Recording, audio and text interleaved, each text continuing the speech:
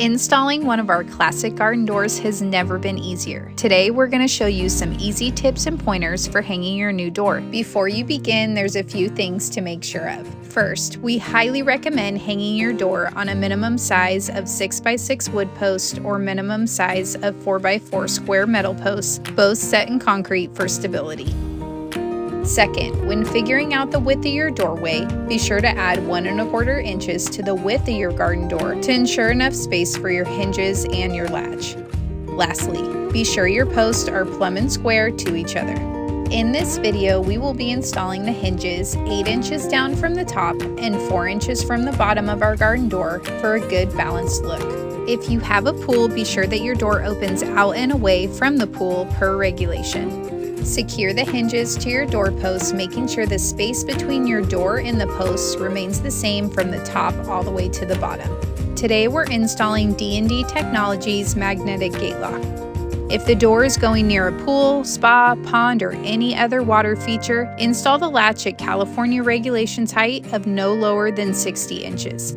Because this gate is leading to no open water, we're installing it at 40 inches up from the bottom of the door. Mark a 1/2 inch hole using the template for the push rod. Be sure to mark and drill from both the front and the back of your door to avoid any splintering. Once you've inserted the push rod into housing, pre-fit and mark the rod, making sure it protrudes 3/16 of an inch from the hole. Carefully cut the rod where it is marked and reinsert into latch housing. It's time to install your external access kit to the inside of your garden door. Make sure the push rod housing is in a vertical position before fitting it to the end of the push rod. Once aligned, fasten to your door.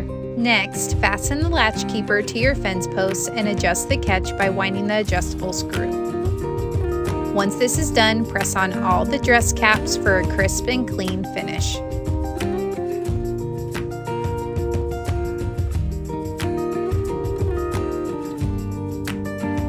Last but not least, install your doorstop on the inside of your garden door by fastening 2 lengths of 2x2 to the catch post, 1 above the latch and 1 below it. This will ensure that the gate can never swing inward, as well as block the necessary gap between your door and the post.